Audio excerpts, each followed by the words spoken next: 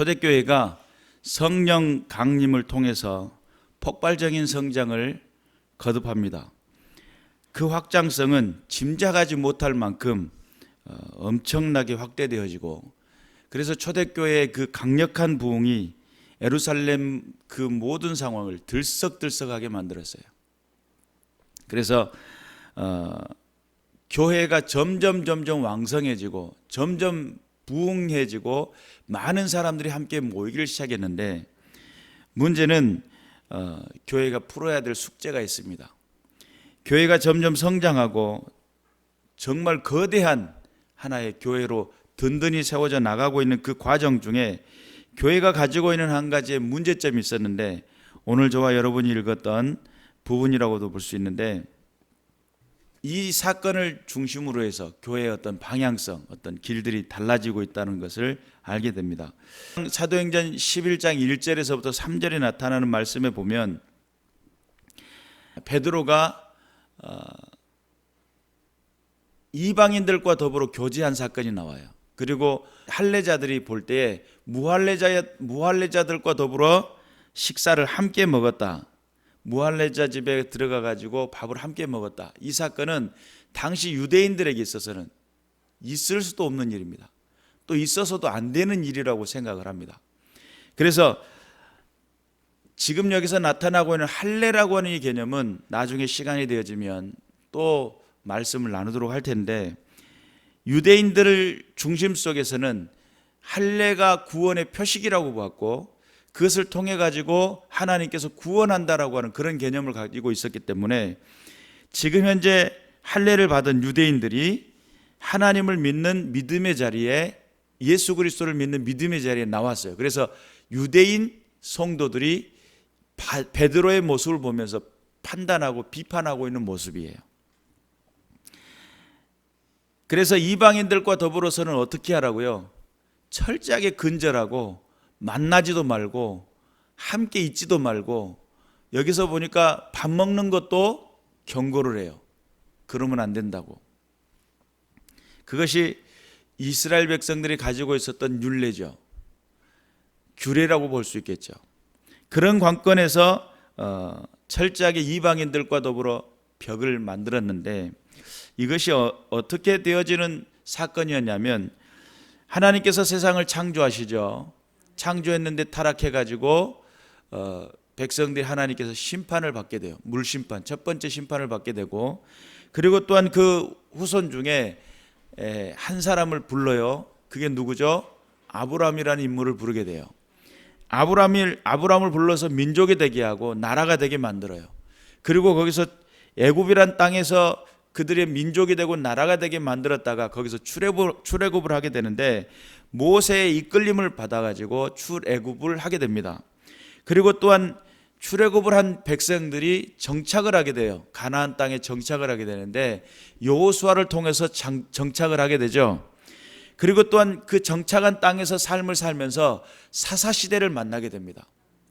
그리고 사사시대 때에 하나님이 왕이 되셨고 그들을 다스리고 통치하시는데, 거기 사사기를 보게 되면 계속적인 반복이 일어나요. 같은 패턴의 반복이에요. 어떤 거냐면, 사사가 있을 때는 하나님께서 그 나라를 지켜주시고 보존하셨다가, 사사가 죽고 난 다음에 그 백성들이 타락하고 하나님을 떠나게 되면 하나님께서 그 주변 강대국을 일으켜 세워가지고 그들을 괴롭히고, 그 괴롭힘을 견디다 못해가지고 고통 중에 있다가, 야, 나 이렇게는 도저히 못 살겠어 라고 기도를 하면서 하나님 우리를 도와주세요. 그러면 하나님 또 사사를 보내요. 그리고 또 그들을 또 돌봐주시고 지켜주시고 보호하게 돼요. 근데 이게 사사계가 가지고 있었던 패턴이에요. 계속 똑같은 패턴으로 진행이 돼요. 그러다가 우리에게 왕을 주세요. 우리에게도 다른 나라들처럼 왕을 주세요 라고 하면서 왕정시대가 시작을 합니다. 이 왕정시대 속에서 왕정시대를 열어가는 사람들이 사무엘이었어요. 사무엘이 사울왕을 세우고 다윗왕을 세워요. 그리고 그 후대가 계속 솔로몬과 더불어 연결되어지는데, 그 나라가 한 덩어리였던 나라가 분열하게 됩니다. 분열 왕국을 만들었던 사람이 르호보암과 여로보암인데, 실상은 그들의 그 분열될 수밖에 없었던 것이 솔로몬의 죄악 때문이에요. 이방인 여인들을 1000명이나 부인을 삼고 산당을 짓고 그리고 그가 하나님을 떠나 타락하게 돼요. 처음에는 철저하게 하나님의 손에 붙들려서 살려고 했었던 사람이죠. 그런데 그가 이 머리가 좋아지고 똑똑해지다 보니까 타협점을 자꾸 만들어내요. 이만큼 해도 괜찮겠지, 이만큼 해도 괜찮겠지. 그런데 그게 점점 되더니 나중에는 분열이라고 하는 결과를 가져오게 돼요. 그리고 그 분열 왕국을 살아가다가 북이스라엘은 멸망당하고 아수르에게 멸망을 당하고 남유다는 바벨론에게 멸망을 당하는데, 그것이 포로 시절이라고 하는, 바벨론 포로라고 하는 70년이라고 하는 하나님께서 예언하신 대로 70년의 삶을 살아갈 수밖에 없도록 그렇게 이끌어 가십니다. 제가 지금 방금 말씀을 드렸던 내용은 구약의 모든 전반적인 부분들을 말씀을 거의 드렸어요. 이제 그 중에 출연했던 분들이 이제 뭐 선지자의 출연이라든지 각 여러 가지 많은 상황들 속에 역사되어졌겠죠. 문제는 포로로 잡혀갔다가 돌아와가지고 이제 귀한 세대죠. 포로의 귀한 세대들이 결단을 내리는 겁니다. 무엇을 결단을 내리냐면, 야, 우리가 이렇게 분열하고 하나님 우리를 그렇게 어떻게 이끄셨는데, 우리 민족을 어떻게 사랑하셨고 어떻게 우리를 붙들어 주셨는데, 우리가 분열되고 우리가 멸망당하고 포로로 잡혀가지고 이렇게 고통 중에 살 수밖에 없었던 이유가 뭐냐, 그 이유가 뭐냐 라고 고민하며 갈등하며 하나님의 말씀 이런 것들을 연구하기 시작해요. 그 연구했던 그 중심축에 있었던 분이 에스라라고 하는 사람이에요. 이분이 연구를 하다 보니까 그렇구나, 하나님께서 강대국이 되도록 만들었던 그 시절은 다윗과 같은 시절이에요. 철저하게 하나님을 섬겼고 하나님 앞에 예배했고 하나님을 따랐어요. 순종했어요. 그런데 망할 수밖에 없었던 것이 뭐냐면 이방인들과 타협하기 시작하고 그들의 신상을 따라가기 시작하고 세상 문화에 젖어 들어가기 시작할 때부터서라는 결론을 내리게 돼요. 그래가지고 포로 귀환했던 사람들이 그 땅에서 70년을 살다 보니까 어떤 결과를 가져오게 되냐면, 그 땅에 살고 있었던 이방인들 여자와 더불어 결혼했어요. 그리고 자녀를 낳았는데 말을 시켜보니까 히브리 말을 못하는 거예요. 그 나라 방언을 하는 거지 민족이 막 섞여버린 거예요. 그러니까 에스라가 결단을 내릴 때 어떤 결단을 내리냐면, 야, 이방 여인들은 다 근절해서 내쫓아라. 거기서 강제 이혼을 시킵니다. 그리고 철저하게 이방인들과의 모든 교류를 다 차단시켜버려요. 그리고 그 가운데서 결정을 내리기를, 하나님의 백성이 강건해지고 하나님 안에서의 능력 있는 삶을 살려고 한다면 모든 세상에 접해 있는 것들을 끊어내지 않으면 너희들은 분열할 것이고 또 너희들은 또한 멸망할 것이고 너희들은 고통과 괴로움 속에 포로된 인생을 살 수밖에 없을 거다라는 결론을 내리게 돼요. 그리고 그것이 하나의 유전이 돼가지고 이스라엘 백성들이 끊임없이 내려왔어요. 그러다 보니까 예수님 당시 시절에 마찬가지예요. 사마리아의 여인에 대해서 그와 더불어 이야기하고 있는데 왜 사마리아 여인과 이야기를 하고 있을까 궁금하지만 묻지는 않았다고 성경 그런 이야기가 나와요. 그리고 또한 이방 사람들을 쉽게 말하면 개 취급을 했어요. 선민 사상이 너무 특출해가지고 하나님 우리를 선택했다라고 하는 이 선민 사상이 이방인들에 대한 차별로 바뀌어지게 돼요. 여러분, 차이라는 개념과 차별이라는 개념은 다릅니다. 차이라고 하는 것은 너와 나는 달라, 남자와 여자가 달라, 이 다름이죠. 이건 차이라고 이야기를 해요. 근데 이 다름이 넌 다르기 때문에 안 돼 라고 하는 이게 차별이 돼요. 이해가 되셔요? 당시 이방인들에 대한 차별이 있었어요. 차이는 어떤 개념이냐면 하나님을 모셨느냐 모시지 않았느냐, 이건 차이예요. 근데 차별은 뭐냐면 너는 하나님을 모시지 않았기 때문에 너는 안 돼, 너는 지옥 백성, 딱 그어내는 그 자체가 차별이에요. 성경은 무슨 이야기를 합니까? 우리에게는 차별이 있을 수 있어요. 복음이 차별이 있을 수 있어요, 없어요? 차별이 없다라고 끊임없이 이야기하죠. 하나님의 복음은 헬라인이나 유대인이나 차별이 없다라고 그런 결론을 내립니다. 그런데 당시 예루살렘 교회라고 하는 이 교회 안에는 어떤 것이 있었냐면 아직 뭐가 존재하고 있어요? 차별이라는 것이 존재하고 있어요. 이방인들은 구원받지 못할 거라는 전제가 딱 깔려 있어요. 더군다나 베드로가 이방인들과 더불어 교류하고 있고 같은 식탁에서 밥을 먹었다는 그 자체가 예루살렘 교회 안에서 이것이 대서특필할 만한 그런 상황이 된 거예요. 야, 베드로가 이방인들과 교류를 했대. 같이 밥도 먹었대. 우와, 밥도 먹었대. 그러면 돼야 안 돼요? 그때 당시는 안 된다고 생각을 했어요. 절대 그러면 안 된다고 생각을 했어요. 더군다나 유대인들 가운데서의 그 할례라고 하는 이 개념은 엄청나게 강했어요. 앞으로 이제 교회가 이 문제를 가지고 교회가 성장하고 발전될 때 이 문제는 끊임없이 유대인들과 충돌하게 만들 뿐만 아니라 유대인으로부터 박해를 받을 수밖에 없는 하나의 이유가 되어버려요. 이방인들을 구원하고 이방인들을 살리기 위한 그 계획이 어디서부터 시작을 하냐면 아브라함을 부를 때부터 시작을 합니다. 너로 인하여 너로 말미암아 모든 민족이 복을 받게 될 것이다. 아브라함을 불렀는데 아브라함은 하나님을 경외하고 하나님을 믿고 하나님을 따르는 순종하는 백성이에요. 이 한 사람을 통해서 너는 모든 민족에 너로 말미암아 복을 받게 될 것이다 라고 하는 것이 이미 아브라함을 부를 때부터 이게 전제가 돼 있었어요. 그런데 하나님을 선택하고 하나님을 믿는 믿음의 백성들이 살아가는 그 삶은, 여러분, 구약시대의 모든 삶은 하나의, 구약시대의 역사는 배반의 역사라고 이렇게 말씀을 드렸죠.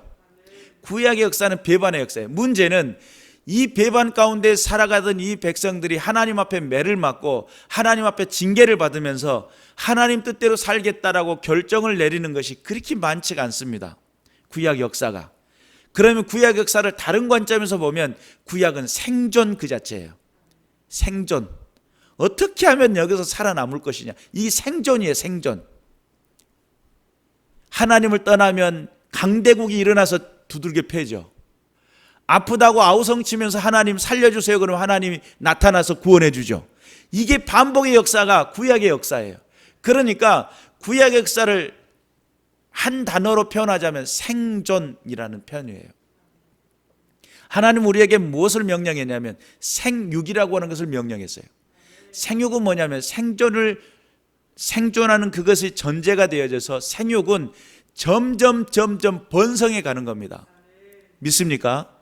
이 생육하라, 땅을 정복하라 라고 했을 때 이 땅에서 생육하는 것은 하나님께서 허락하신 그 모든 열매를 맺혀 나가는 것인데, 생육은 생존은 하나의 씨앗이라고 본다면 생육은 열매가 되는 겁니다.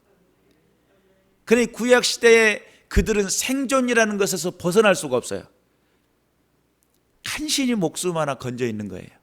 그리고 모든 세상의 모든 문화와 단절시키려고 하는 그들의 피나는 노력, 하나님의 실제적인 명령은 뭐냐면 너로 인하여 세상이 복을 받아야 되고 너는 하나님 나라를 향한 길이 되어줘야 되며 하나님의 뜻을 모든 세상에 알게 하는 그런 일들을 믿는 믿음의 백성들, 유대인들을 통해서 이루어지는 것이 꿈이었고 비전이었어요. 하나님의 비전이었어요.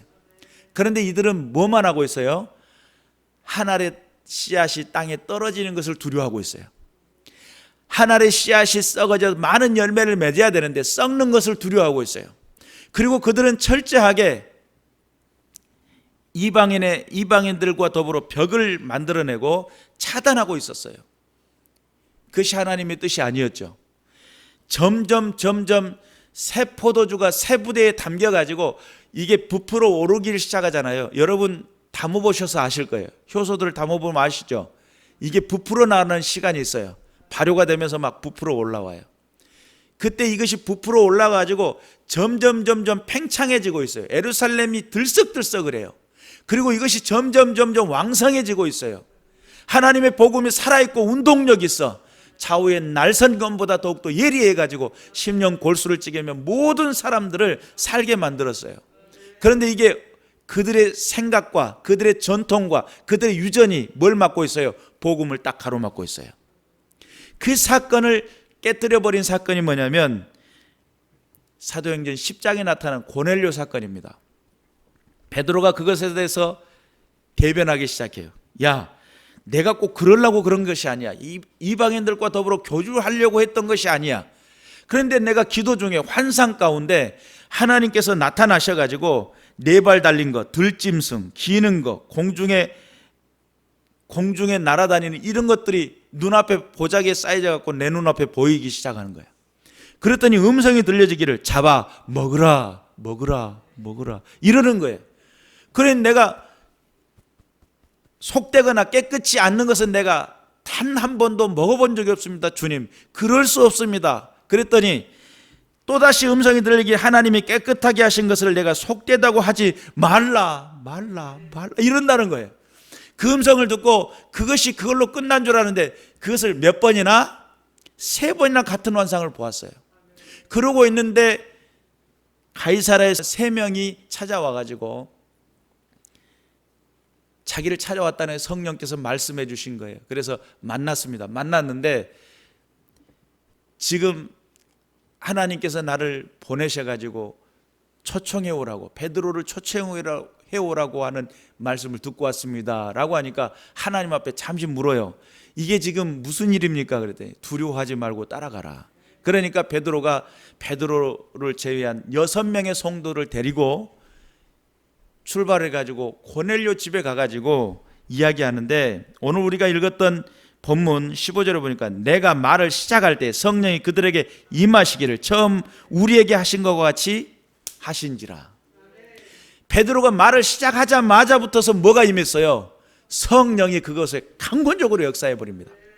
그리고 또한 내가 주의 말씀에 요한은 물로 세례를 베풀었으나 너희는 성령으로 세례를 받으리라 하신 것이 생각났노라. 얼마나 놀라운 사건이에요.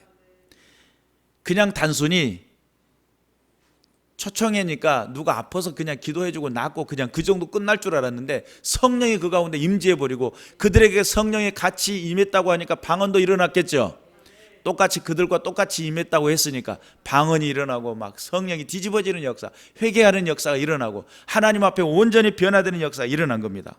그런즉 하나님 우리가 주 예수 그리스도를 믿을 때 주신 것과 같이 같은 선물을 그들에게 주셨으니 내가 누구기에 하나님을 능히 맡겠느냐. 베드로가 이런 고백을 하게 돼요.